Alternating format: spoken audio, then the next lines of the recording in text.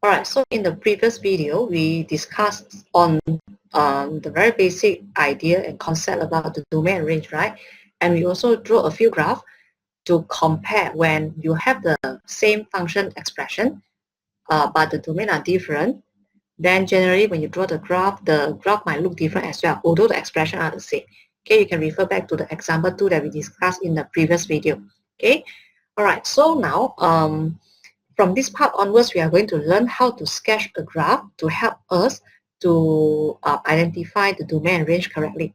Okay, so if let's say you look at the notes, continue from the example 2, right?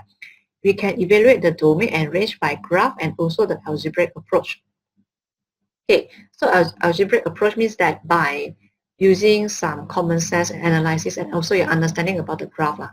Okay, but to me, right, because there are too many types of function, okay, that you need to consider for the algebraic approach, because different type of function, you use different concept, right, to find out the domain or range. Okay, so to make it simple, because in A level they restricted some the graph into a few parts, a few patterns. Okay, so to me, I think the more suitable method to use in A level to find the domain and range is by using the graph. This is more suitable to us. But when you go to the higher level maths, when they want you to find the domain and range, you might need to use the algebraic approach so that you don't need to learn how to sketch all type of graph. Okay, but for A-level syllabus, all the function that they test, right, generally we can use graph to show it. So to me, I think graph is a more suitable method instead of you try your luck by using algebraic approach, although you don't know fully, okay, the function or the correct method. Okay, so we'll focus on the graph. All right, so before we discuss all the example later, okay, we need to, I want you to download a file, okay, and you need to print out, or maybe you need to have the file with you first. Okay, the file I already attached in the folder, okay, the content folder. Just follow the instruction and download it first, okay, and the graph will look, the file will look something like this. So I will stop sharing this file now, and then I will share the file that you should download it yourself. Okay,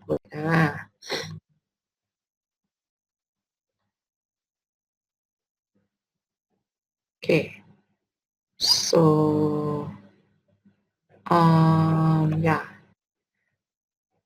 I should see this one after you download the file. Okay, so we are talking about the basic shape of a function, and then this file generally is to help you to roughly understand how can you draw the graph correctly for most of the function that covered in A level. Okay, but of course I cannot guarantee that they will always ask you all this kind of function. I don't know whether in the future they will actually make it harder or not. All right, but for now I think it will be good if you can remember all this basic graph here. Okay, so for me, I actually separate our graph into 5 patterns. Okay, so the first one is the quadratic function. The second one is cubic function. The third one is reciprocal, and then modulus, and also surd function. So all these functions here, I name them as basic shape. Okay, so these 5 shapes here, these 5 patterns here, you must remember it because it represents the basic shape of all the functions shown. Okay, so like quadratic, actually the quadratic have a pattern one. All right, so this is a basic shape of quadratic, cubic, reciprocal, modulus, and also the surd function. Okay. So for quadratic function, generally when you want to sketch it, it will look something like this. It should be a U shape when you're having x squared. Okay, so this is y equals to x squared. And then this value is a 0. Okay, and then for cubic function, when you look at it, it will be something like this, more or less like this. Okay, so this is y equals to x power 3. Okay, so when we talk about reciprocal function, so reciprocal function means that if you have 1 over x, okay, so generally you're having a graph like this, and then a graph like this. Okay, there are 2 parts of the graph. All right, okay, so when you look at the graph here, for this partner, the graph will go very, very close to the y-axis, but it will not touch the y-axis. Same thing happen here. The graph will go very, very close to the x-axis, but it will not touch the x-axis. So same thing for all the side here. Okay, right. So when the graph not able to touch the y-axis and also x-axis, right? In all the cases like this, we will call them as asymptote. Right, so for this case, y-axis and also the x-axis are actually asymptote because the graph cannot touch them. Okay, all right, and then after that, when you are having the modulus function, so the graph should look something like this. So the basic shape for a modulus function is a V shape. Okay, and then for modulus function, we are going to learn it in A2 level, but now I introduce a graph for you first, so that in case when they ask you to find the domain and range or whatsoever, at least you roughly know the pattern. All right, the basic shape of the modulus function. And after that, you're having the third form, third function. When you're having square root x, the graph will look something like this. Start from 0 and then going up, okay, and getting flatter. So this is y equals to square root x. Okay, so please remember these 5 types of the graph. Okay, all the basic shape of the graph, and then by having all these basic shape, right, later when you learn transformation, then actually you can draw most of the graph that being asked in A-level exam. Okay, right, so of course you must know all the basic shape first. Okay, then now, if you know the basic shape already, then let us practice and see from all the graph here, how can I write out the domain and range correctly? Okay, so like for first part quadratic function, if my graph keeps on drawing, okay, keeps on drawing, so that means the domain of this graph can be any real number, and then the range of this function will be y greater equals to 0, because you know that your value of y, okay, of the graph cover this part only lah. So this one means y greater or equals to 0. Okay, and then for the domain, it is from the left hand side to the right hand side of the whole axis, and therefore the domain is x can be any element of real number. Okay, so I believe that maybe at first when you want to draw out and want to write out all this, right, it will be a bit hard for you lah. But again, after practice a few more time and try to figure it out, you will find out that it's not hard, okay, for you to understand. All right, so let's continue for cubic function. So usually for cubic function, right, the domain and also the range is quite straightforward unless it is specially stated. If let's say they didn't state the domain, right, the domain generally can be any real number, and also the range of the function is y can be also any real number. So usually for cubic function, if let's say they didn't specify, okay, specific the value of x, the domain, generally both are also real number one. Okay, and they seldom ask you about cubic function also. If let's say you are having this kind of domain, this kind of range, nothing can be asked. Yeah. All right. Then after that, we talk about reciprocal function. So for reciprocal function, there are 2 parts of the graph, right? So for this first part of the graph, you will see that it will cover from negative infinity until here, very close to 0, but it will not touch the 0. Correct or not? Cannot touch the 0. And then for the graph on the right hand side here, if you look at it again, your graph will keep on going until positive infinity. Okay, then from here it is very close to 0, but it will not touch the 0 as well. So if I combine these 2 parts together, when you want to write out the domain of this function, what will it be? It will become domain of function. You can write like this: x can be any real number except the 0. How can I write out? Okay, maybe I write out like this. Okay, x can be any real number except the 0. Okay, so this is the domain for the reciprocal function. And then how about the range? So for the range, also the same. If you look at this part and part. Okay, so the graph generally covers from negative to positive infinity except this value. So what is this value? Y equals to 0, right? Therefore, when you write out the range of the function, it will be y can be any real number except the 0. Okay, so now you take this chance, okay, to look at the graph and then you try to understand and figure out how to get the domain and range from the graph. All right, then for modulus function now. So for modulus function, the graph keeps on drawing, okay, from the left to the right hand side and also go up. So for this part, you will see that the domain of the function will be x can be any real number. But how about the range? Right, so for the range, you'll see that the graph mainly focuses above the x-axis. Therefore, the range should be y greater equals to 0.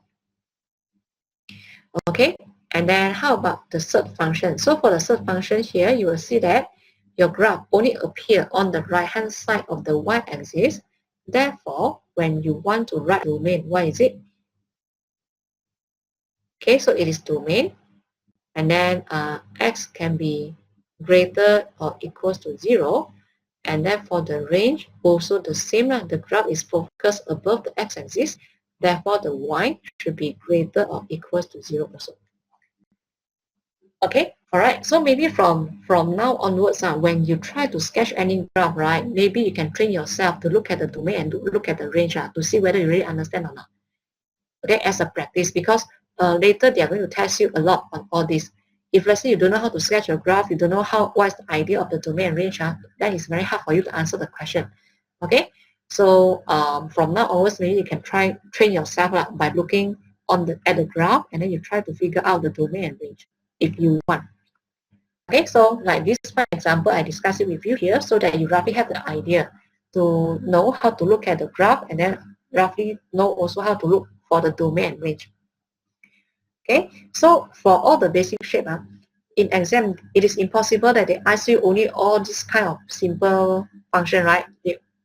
They will not only ask you for x squared, they might ask you for 2x squared or maybe 2x squared plus 3x1, something like that. That is also quadratic function, okay, but it has been, how to say, transformed, okay, according to this basic shape. So these are also the same thing. You're having basic shape is x power 3 basic function, and then if let's say they want to test you more, right, they can make it as 3x power 3 plus 2x plus 1, something like that. It is still a cubic function, just that they already transform it to another pattern, but basically it is still cubic function. Okay, so similar thing happen for all the reciprocal, modulus, and surd. All right, okay, so let's learn about all the simple transformation now. And then, of course, I'm not going to discuss all the graph with you here. Some of the graph, I will just leave it for you to try it. And after that, I will give you the final answer to check and see whether your final answer correct or not. Okay, so let's have a look for the first part. Okay, so for the first part here is simple transformation. Okay, first part, when you are having a plus a, plus a number outside the basic function. So usually I will tell students, if you look at the fx here, it means the basic function. All right. So if let's say you have a basic function outside got plus something, that means you are moving it a units up. All right. So if you're having minus a, okay, that means you are moving it a units down. All right. So as an example, maybe we take one example here. So let's say x squared plus 3. Original graph is x squared, right? The basic shape. And then you are having a plus 3 outside the x squared. Therefore, it belongs to this one. So you have to move your graph a unit up. Original graph for x squared is a U shape like this. And the point here is a 0. So when you want to move it 3 units up, that means the shape is still the same, but you just move the 0 up 3 units. So your final graph will look something like this. It is still a U shape basically. It didn't change at all. Okay, but this value become 3. So this is x squared plus 3. Okay, so this graph is actually y equals to x squared plus 3. So how you get it? You get it from the original graph, which is y equals to x squared. Okay, and you move up 3 units. Move it up 3 units.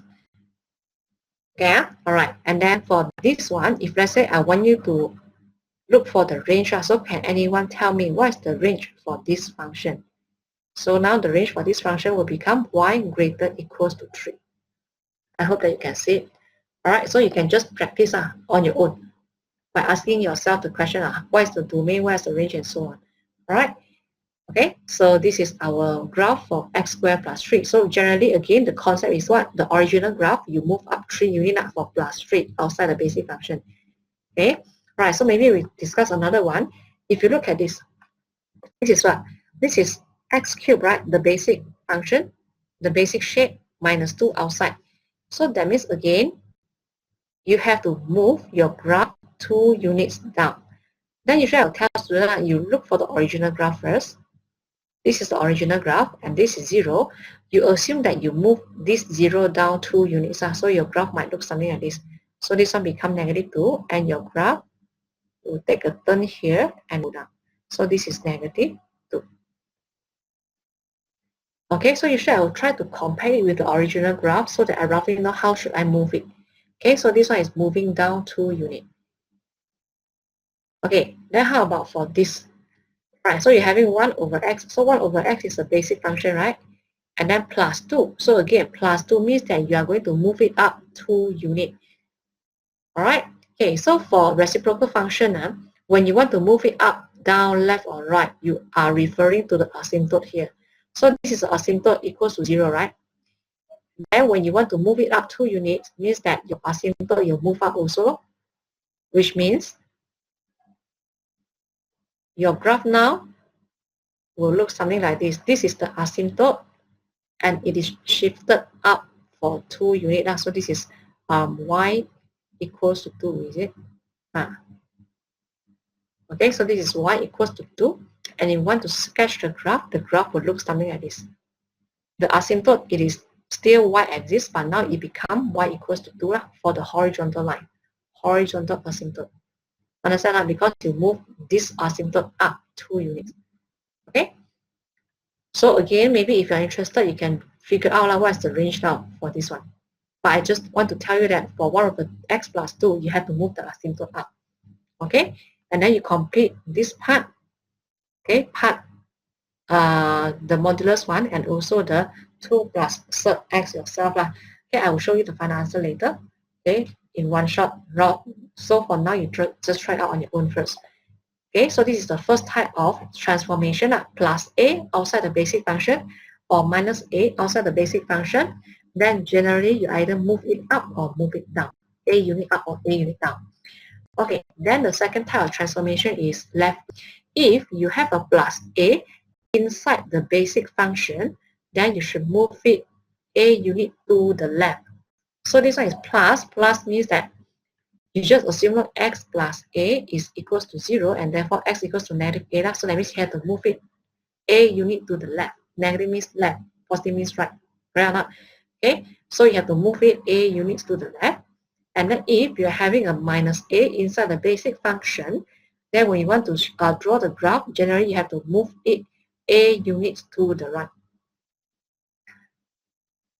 Okay, so maybe I can take one example here. Let's say I take the modulus function as example. When you're having y equals to modulus x plus 1, so you can see that this plus 1 is inside the modulus function. Okay, so it belongs to left, right one. Let's say you're having modulus x plus 1 outside the basic function, that it belongs to up down one. So please take note on the difference here. Okay, right. So now the plus 1 is inside the basic function. So when you want to sketch it, how can you sketch it? All right, so the basic function for modulus x is v-shaped, right?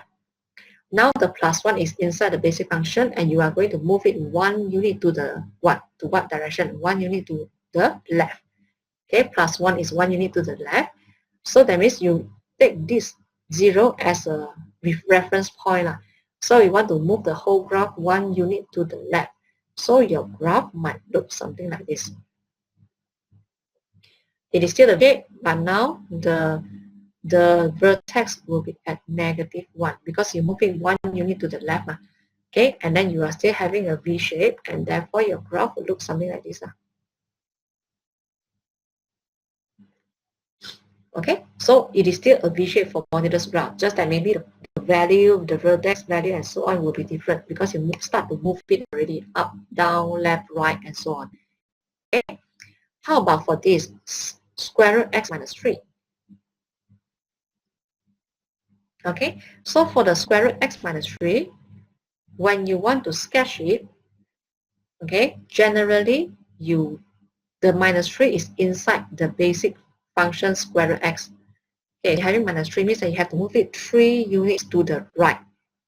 Okay, so original function is 0 like this, and then you move it 3 units to the right hand side. That means your graph would eventually look something like this. This is the 3, and then the basic shape is still the same. Okay, so this is square root x minus 3. Okay, and then the first three part here, I will just leave it for you to complete it, and I will show you the answer later.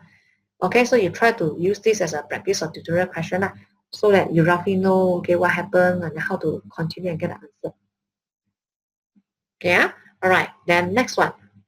So you already learned how to move the graph up, down, left, right already. Okay, then now, when you are having a negative, okay, outside the basic function, then generally it's a reflection of the graph through the x-axis.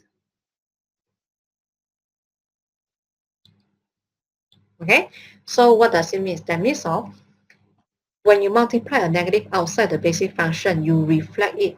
The x-axis will be the mirror and you reflect it up, down. Reflection for up, down direction.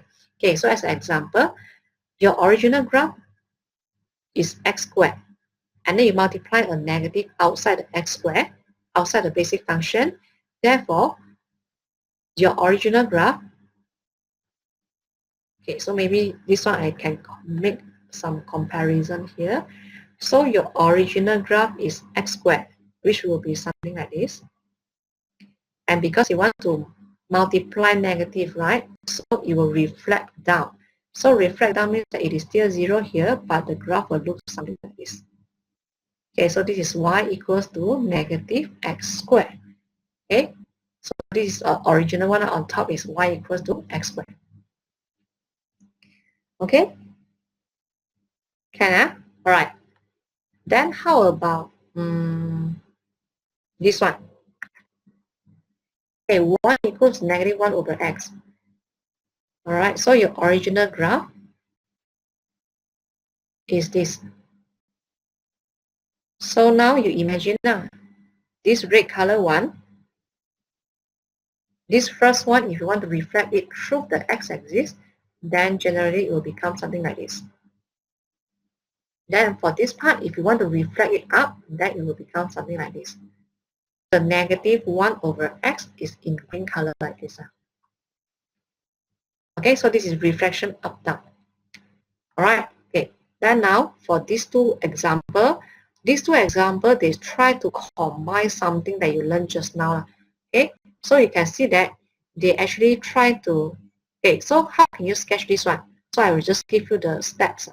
First, you start from the basic shape. The second step is you multiply the negative with the basic shape.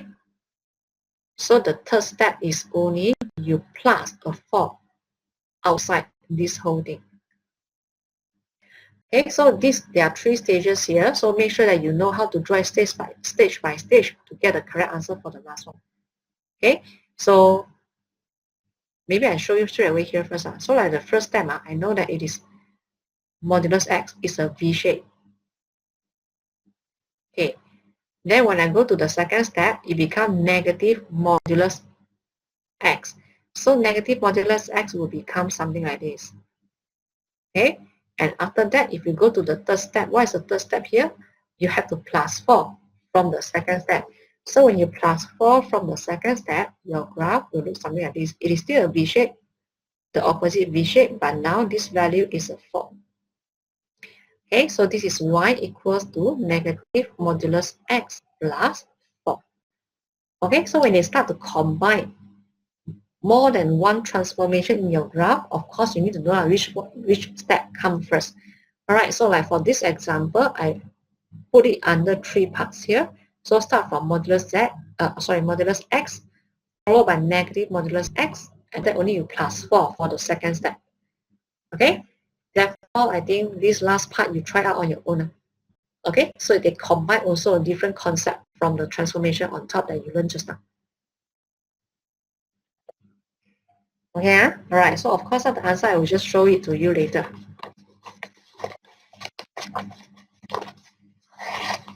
Okay, then now, what will happen if, let's say, you multiply a negative, okay, in the basic function? Okay, if let's say you multiply a negative in the basic function, then generally it will reflect through y-axis. Okay, but I will want you to add on some extra thing here. If they multiply the negative inside the basic function also, but it is actually like x minus a. Okay, then it is a reflection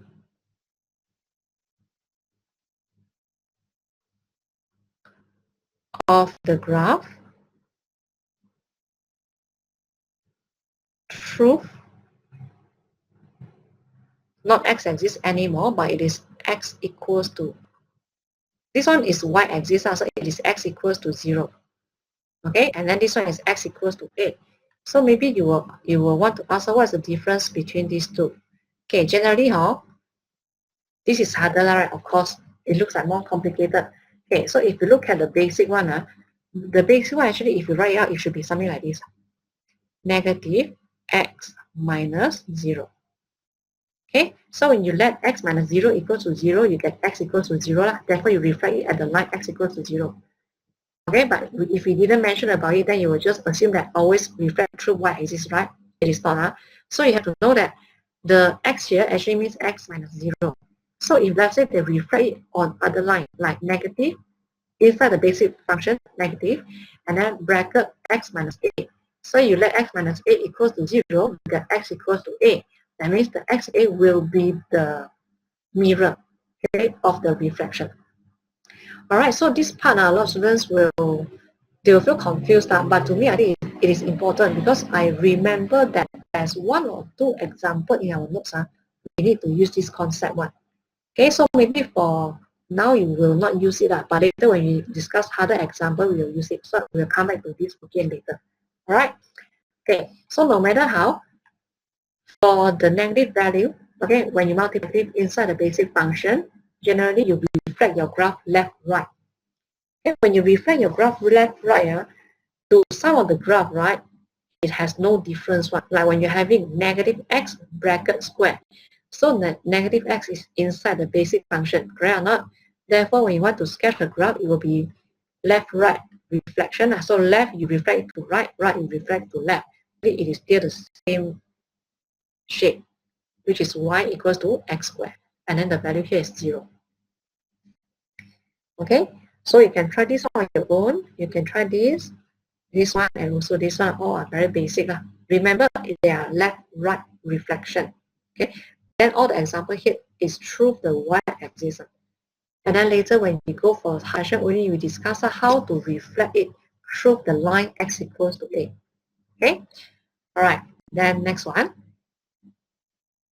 Okay, so the last one here, the second last I can say. So the second last here is actually harder. I combine everything together. So we are having 4 types here: vertical stretch, vertical compression, horizontal compression, and also the horizontal stretch. Okay, so vertical stretch. Vertical stretch means that you pull it in the y direction. Therefore, usually I will tell students, if let's say you vertical stretch it, your graph will become taller, taller and slimmer. Okay, so later I will tell you what is the meaning. All right, when you multiply a is a number, not a fraction. When a is a number that is more than 1, it is a vertical stretch with a scale factor of a. So usually when the value is 2, 2.4 whatsoever, generally your graph will become taller and slimmer compared to the original graph. If you divided it by a outside the function, okay, then we call it as vertical compression. Okay, so vertical compression means that you press it in the y direction. So when you press your graph, generally how will it look like? It will become shorter and also fatter. Okay, all right. Then the next one, the third type is when you multiply the a inside the basic function. Okay, and again the a are numbers which is more than 1, like 1.5, 2, 3, and so on. You multiply inside the basic function, then it is actually the horizontal. Okay, and we call it as horizontal compression. So when you press it in x direction, again your graph will become taller and slimmer. All right, and after that, the last one, when you divided a number inside the basic function, then we call it as horizontal stretch. So horizontal stretch means that you pull it in the x direction, and therefore your graph will become fat and short. Okay, so usually when we introduce this part, our student will feel a bit more confusing. Okay, because there are too many cases and then also all the names here. But never mind, you try to understand first. Okay, then maybe from time to time when we discuss the harder example, at least I can show you. Okay, but for now you try to understand the concept first. Okay, and then now another extra thing that you need to know when you're having the vertical stretch and also the vertical compression, right? It will affect your value of y, affect value of y. It will not affect the value of x. When you multiply the number inside the basic function, then when you sketch a graph in detail, you will realize that it will affect the values of x. Okay, so how to show you all this? Again, we will show you by using some example, okay, in the last part of this whole chapter. Okay, so there are a lot of things here, so maybe we can just cover it slowly first. So you try to understand some very basic things first. Okay, so maybe I simply take 2 examples to show you and then to see what happened here. Okay, I'm having y equals to 3x squared. So when you see that y equals to 3x squared, the 3 is outside the x squared, right? 3 is outside the basic function. So when 3 is outside the basic function, it belongs to this part, the first case here. Okay, so the first case here, what will happen? Your graph will become tall and slim. Okay, never mind. So first, to make you can see the difference, what I do is that I'm trying, okay, to draw the basic shape. So this is a basic shape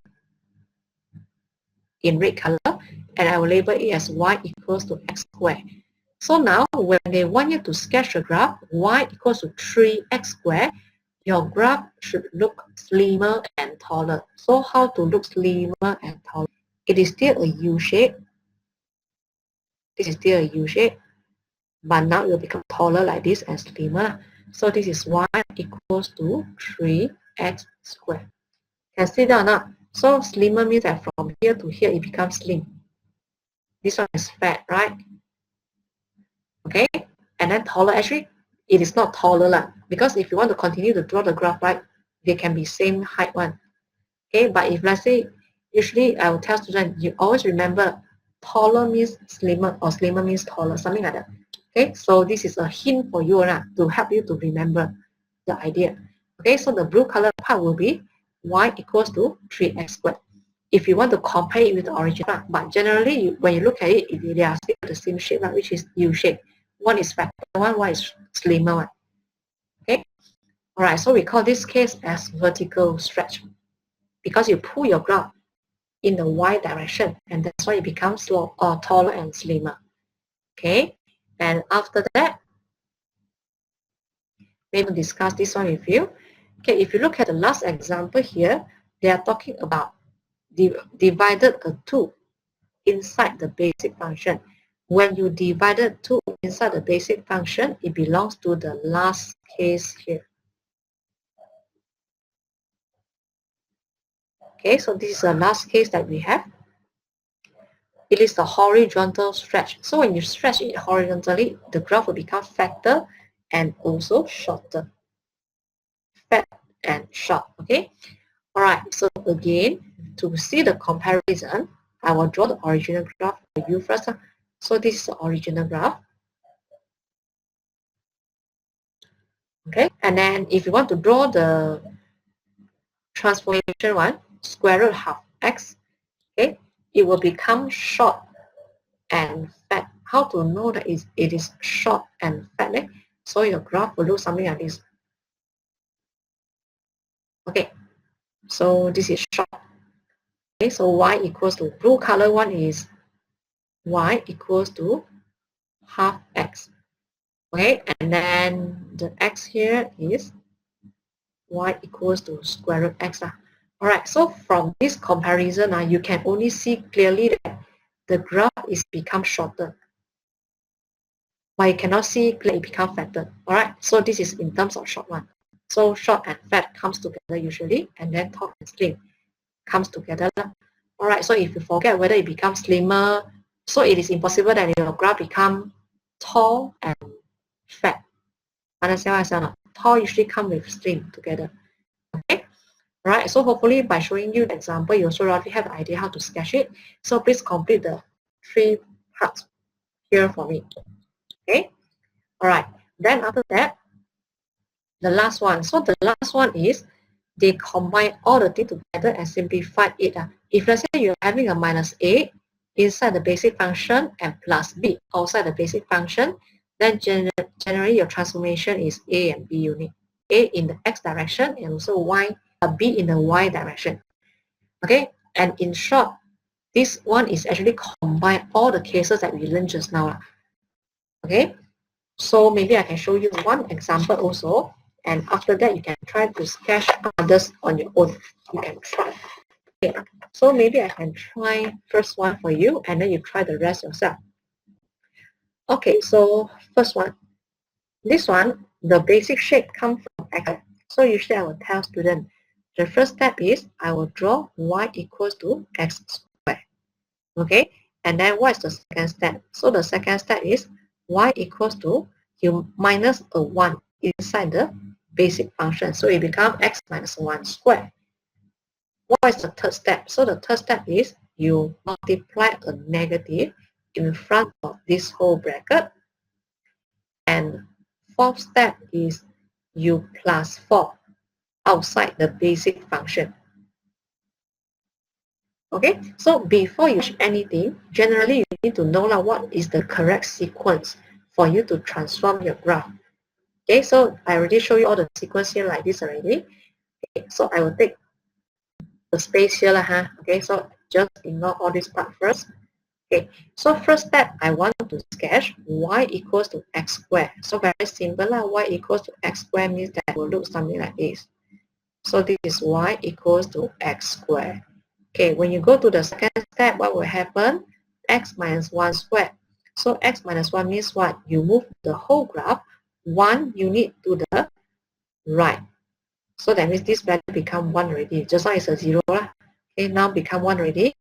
And this is y equals to x minus 1 squared. Third step. What is the third step here? You need to reflect it through the x-axis because you multiply a negative outside the whole thing, right? Okay, when you multiply a negative outside the whole thing, that means when you want to sketch the graph, you need to reflect it down. So reflect it down means that your graph looks something like this. It is still a U shape, the opposite it will become N shape, sorry. So this is still a 1, and therefore you're having y equals to negative x minus 1 squared. Okay, then after that, the last step, which is your answer. So what is the last step here? So the last step will be, you need to move up your graph 4 units. Okay, move it 4 units up, so your graph will look something like this. Wait. Okay, so your graph might look something like this. Move up 4 units. Okay, so maybe you can label the center value here is a 1, and then this value is a 4, because from here is 0, right? Okay, then when you go to the fourth step, it will be the 4. So y equals to 4 minus x minus 1 squared.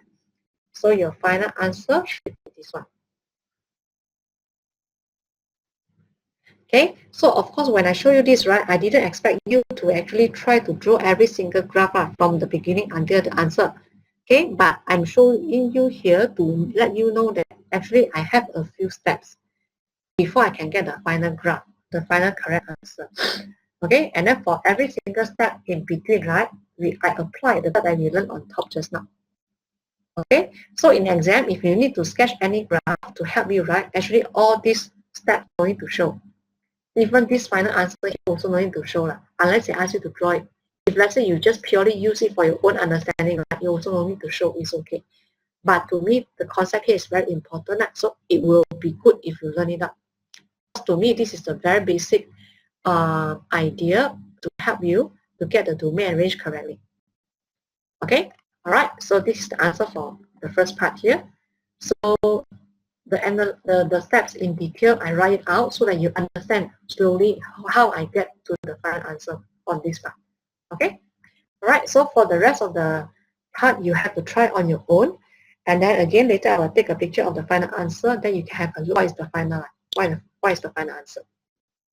Alright, so for this video, we will stop here. And next video, only we continue again to discuss some example to let you draw the graph on your own and also to find out the domain and range. Alright, so I will see you in the next video then.